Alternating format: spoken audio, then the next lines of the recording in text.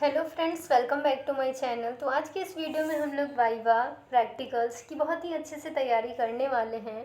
जो भी questions spotting में, डेमोन्स्ट्रेशन में, वाइवा में, इंटरनल एक्सटर्नल प्रैक्टिकल जिसे आप कह सकते हैं, उसमें पूछे जाते हैं, लगभग हमने एक दो वीडियो में पहले डिस्कशन कर रखा है और इस वीडियो में भी हम लोग कुछ टॉपिक को डिस्कशन करेंगे जिससे कि आपकी बहुत ही अच्छे से प्रैक्टिकल की तैयारी हो जाएगी।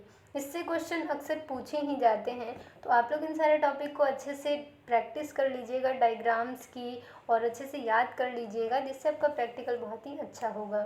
तो चलिए वीडियो को स्टार्ट करते हैं। इस वीडियो में हम लोग बहुत ही इंपॉर्टेंट टॉपिक को डिस्कस करेंगे जिसमें ईटी ट्यूब, इंडोट्रैकियल ट्यूब्स के बारे में, जिससे कि पिछले साल भी क्वेश्चन आ रखा था। तो क्या क्वेश्चन आया था वो हम लोग अंत में डिस्कस करेंगे, और स्पाइनल नीडल्स के बारे में देखेंगे, और हो सके तो सर्जिकल इंस्ट्रूमेंट्स को भी लास्ट में डिस्कस कर लेंगे। तो चलिए वीडियो को स्टार्ट करते हैं। तो सबसे पहले समझते हैं इंडोट्रैकियल ट्यूब क्या होता है। तो ये एक तरह का ट्यूब है जिसका यूज़ डेफिनेटिव एयरवे के लिए किया जाता है, यानी इंट्यूबेशन के लिए। इसे हमारे वोकल कॉर्ड में यानी ट्रैकिया में इंसर्ट कर दिया जाता है, और जब मरीज को एनेस्थीसिया डिलीवर करना हो या वेंटिलेटर पे हो तब इंट्यूबेट करते हैं। और ये ट्यूब यूज करता है इंट्यूबेशन के टाइम में। कब यूज होता है? तो इंट्यूबेशन के टाइम में यूज किया जाता है। ठीक है। तो मेनली ये ट्यूब जो है एक एयरवे को सिक्योर करने के लिए यूज करते हैं। अब हमारा मेन जो है वो समझते हैं कि ईटी ट्यूब के पार्ट्स क्या हैं, क्योंकि स्पॉटिंग में आपको एक्स्ट्रा चीज़ पूछने से रहा, उसमें पूछेंगे, ये ट्यूब दिखा देंगे और पूछेंगे ये कितने नंबर का है, इसका डायग्राम ड्रॉ करो और नेमिंग करो, लेबल करो कि क्या क्या नाम है किस पार्ट का और इसका क्या यूज है। मेनली ही स्पॉटिंग डिमॉन्स्ट्रेशन में होता है। तो समझते हैं अब हम लोग। तो सबसे पहले पार्ट्स को एक एक करके समझ लेते हैं। तो पार्ट्स में ऊपर आपका जो दिख रहा है वो क्या है? तो कनेक्टर है, 15 mm का कनेक्टर है ये। उसके बाद नेक्स्ट जो है, ये कनेक्टर जो है वो इस ट्यूब से बाहर भी निकाला जा सकता है, रिमूवेबल होता है। उसके बाद यहाँ पे इंटरनल डायमीटर को इंडिकेट किया गया है कि अंदर का, बाहर का डायमीटर यानी देखने में कुछ और है, अंदर का डायमीटर थोड़ा पतला होगा। तो इंटरनल और एक्सटर्नल डायमीटर भी इसमें शो होता है, दिख रहा होता है। इसके बाद जो है यहाँ पे ये क्लियर पीवीसी लाइन है, ये जो दिख रहा है ये पूरा पीवीसी लाइन है, इधर क्लियर है जो कि आपको दिख रहा है अच्छे से। यहाँ पे ये जो दिख रहा है ये मार्किंग, नाम वगैरह, नंबरिंग वगैरह, तो वो क्या है? तो लेंथ इंडिकेटर है, इससे पता चलता है कितना लेंथ है। ठीक है, टिप से लेके इधर तक आपको लेंथ का पता चलता है। यहाँ पे ये जो आपका है वो क्या है? तो ये पोर्शन जो है आपका पायलट बैलून है और ये वन वे वाल्व है। ठीक है, ये सारे पार्ट्स को आपको याद करना पड़ेगा। यहाँ पे vocal cord indicator, black colour का जो ये दिख रहा है यहाँ पे, वो क्या है? तो वोकल कॉर्ड इंडिकेटर है। उसके नीचे ये जो ट्यूब है वो कर्व्ड है, एक स्ट्रेट भी आती है, ये कर्व्ड ट्यूब है, एक आर्मर ट्यूब है, उसके बारे में भी आप जान लीजिएगा। तो ये हमारा प्लेन ट्यूब होता है, और यहाँ पे देखिए कर्व है, मुड़ा हुआ है ऐसे। ये वोकल कॉर्ड इंडिकेटर है, रेडियो ओपेक लाइन है जो कि एक्सरे के टाइम में विजुअलाइज हो जाती है। ये ट्यूब, अगर किसी को ये ट्यूब पड़ी है और एक्सरे कर रहे हैं तो इसी रेडियो ओपेक लाइन के थ्रू हमें पता चल जाता है कि मरीज को ट्यूब पड़ा हुआ है। फिर ये जो यहाँ पे दिख रहा है वो कफ है। ठीक है, 10 ml का सिरिंज लेके 10 से 15-20 ml जो है इसमें एयर भर देते हैं ताकि वो वोकल कॉर्ड में जाके सिक्योर हो जाए, फिक्स हो जाए। ठीक है, तो इसे इन्फ्लेट कर दिया जाता है, फुला दिया जाता है। तो ये हमारा कफ है। आगे में दिख रहा होगा यहाँ पे बवेल। ठीक है, तो ये जो बीवेल है, BEVEL, बीवेल जो है आपका वो आगे की ओपनिंग है। ठीक है, बगल में एक छोटा सा ओपनिंग होता है, वो क्या है? तो मर्फी आई है। ठीक है, अगर आगे का ब्लॉक हो जाए तो साइड से भी आपका काम चल जाता है, तो इसीलिए मर्फी आई। तो मेन पार्ट इसमें क्या याद करना है अब ये सुनिए। जो आपका बीवेल है आगे का ओपनिंग, वो बीवेल, मर्फी आई याद कर लीजिए, वोकल कॉर्ड इंडिकेटर याद कर लीजिए, रेडियो ओपेक लाइन याद कर दीजिए, पूरा ट्यूबिंग है, पीवीसी से बना होता है। और यहाँ पे पायलट बैलून बस लिख दीजिएगा ऐसे बना के, पायलट बैलून है, और 15 mm का कनेक्टर होता है। बस इससे आगे कुछ नहीं लिखना है, बस इतना लिख दीजिएगा, हो गया। क्योंकि वहाँ पे आपको 1 मिनट से ज़्यादा टाइम मिलता नहीं है, तो इतना बना के जल्दी से डायग्राम और नाम लिख दीजिएगा।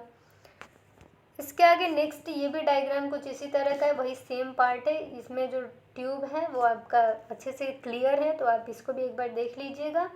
यहाँ पे पायलट बैलून है, एडेप्टर यानी वही कनेक्टर है, पीवीसी ट्यूबिंग है, रेडियो ओपेक लाइन है, वोकल कॉर्ड इंडिकेटर यानी गाइड है, कफ है, मर्फी आई है, बेवल है। फिर आपका आता है नेक्स्ट टॉपिक क्या, तो स्पाइनल नीडल। स्पाइनल नीडल से भी क्वेश्चंस आते हैं, तो स्पाइनल नीडल के बारे में थोड़ा देख लेते हैं। तो यहाँ पे आप देख सकते हैं इस तरह का स्पाइनल नीडल होता है। स्पाइनल नीडल एक नीडल है जिसका इस्तेमाल लंबर पंक्चर करने के लिए करते हैं या फिर स्पाइनल एनेस्थीसिया देने के लिए करते हैं। सब एरेक्नोइड स्पेस में यानी कि L3 से L5 हमारा जो नंबर 3 है, नंबर 4 है, नंबर 5 स्पेस में इसको इंजेक्ट कर सकते हैं, यानी नीडल इंसर्ट किया जाता है पीठ में। ठीक है, इस इमेज में आपको दिखेगा। यहाँ देखिए आपका ये जो इमेज है, तो इस तरीके से पीठ में क्या होता है, यहाँ पे वर्टिब्रल कॉलम होता है, यहाँ लंबर स्पेस होता है, तो यहाँ पे इस नीडल के थ्रू इंसर्ट किया जाता है ये जो स्पेस है यहाँ पे, और मेडिकेशन दे दिया जाता है। ये मेनली सब एरेक्नोइड स्पेस में स्पाइनल नीडल इंसर्ट करते हैं, मेडिकेशन देते हैं, जिससे कि हमारे यहाँ से नीचे का जो दोनों पैर कमर का जो एरिया है वो सुन्न हो जाता है। ठीक है, कोई सेंसेशन नहीं होगा।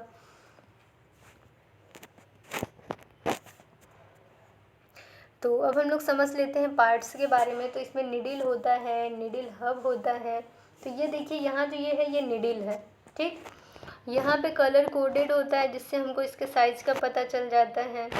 और यहाँ पे ये जो है निडिल हब है, ये सीथ होता है ऊपर में जो है ये, जैसे आपने कैनुला में देखा था, तो उसी तरीके से सीथ है, सीथ के अंदर कैनुला होता, निडिल होता है। ठीक है, तो निडिल, सीथ, निडिल हब, और यहाँ पे कलर कोडेड पार्ट होता है जिससे कि साइज का पता चल जाता है।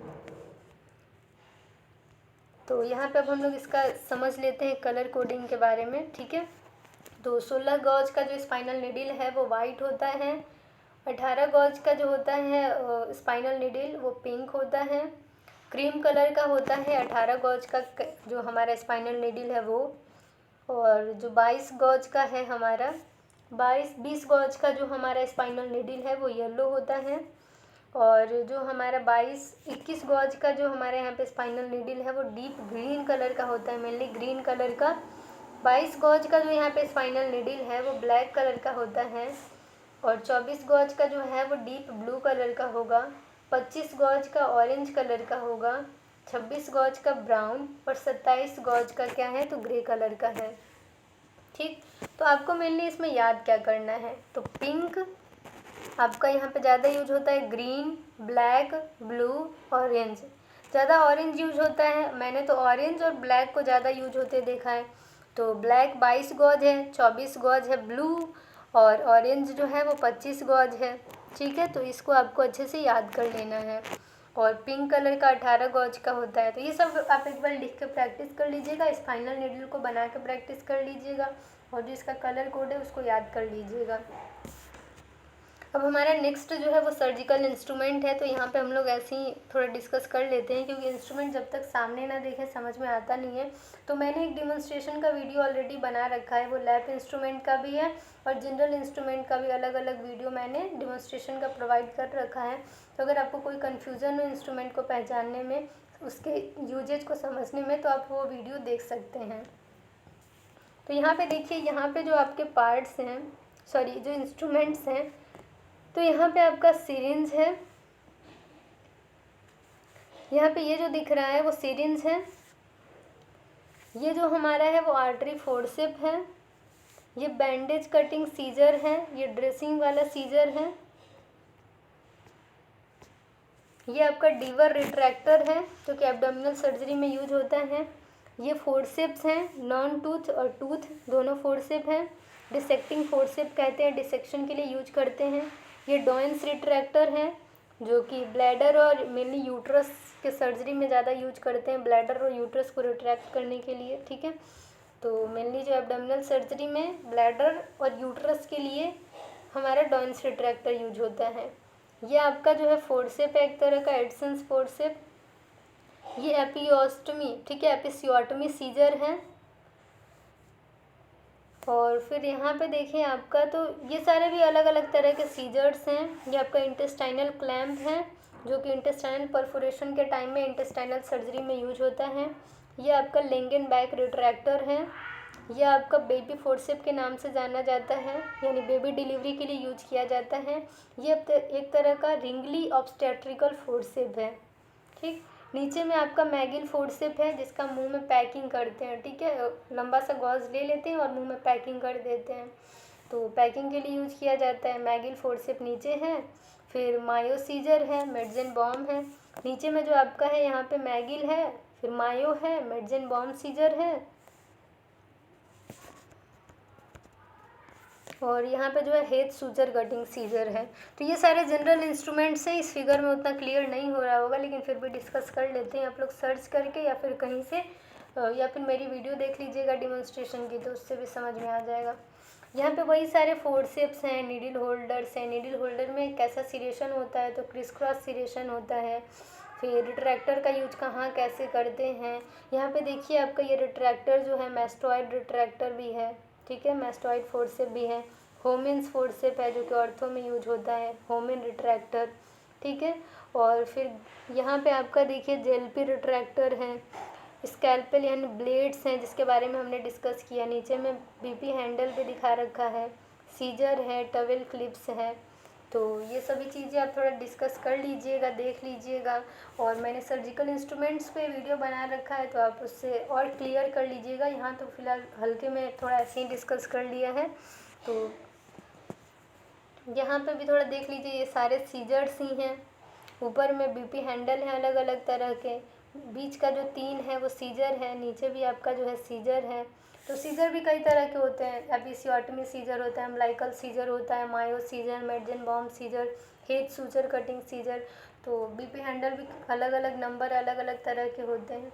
तो मेनली आपको जनरल इंस्ट्रूमेंट याद करना है, जिसमें आपका बीपी हैंडल, स्किन हुक्स होते हैं, रिट्रैक्टर्स होते हैं, बाउल, किडनी ट्रे होते हैं, Langenbeck, Czerny, Deaver, Doyen's retractor, sponge holder और mosquito forceps, large middle small artery होते हैं, और सीजर्स होते हैं, डिसेक्टिंग फोर्सेप्स होते हैं, और निडल होल्डर्स होते हैं, और भी इंस्ट्रूमेंट्स कुछ होते हैं। तो आपको मेनली ये सारी चीज़ों को अच्छे से देख लेना है, सर्च कर लेना है, क्योंकि वाइवा प्रैक्टिकल को हल्के में मत लीजिए। अगर आप अभी नहीं ध्यान दीजिएगा तो फाइनल में दिक्कत होगा, फिर वही फेल वगैरह। तो अच्छे से पढ़िए और अच्छे से प्रिपरेशन करिए। अगर किसी टॉपिक पे वीडियो चाहिए तो कमेंट सेक्शन में कमेंट ज़रूर करिए, मैं ट्राई करूँगी जल्दी से वीडियो आप लोग को प्रोवाइड कर दूँ। तो ऐसे ही मिलते हैं नेक्स्ट वीडियो में। Thank you for watching my video. अगर आप चैनल पर नए हैं तो चैनल को सब्सक्राइब कर दीजिए, बेल आइकन को प्रेस कर दीजिए, ताकि आपको सारी लेटेस्ट वीडियो की अपडेट्स मिलती रहें। तो thank you for watching my video, bye, take care.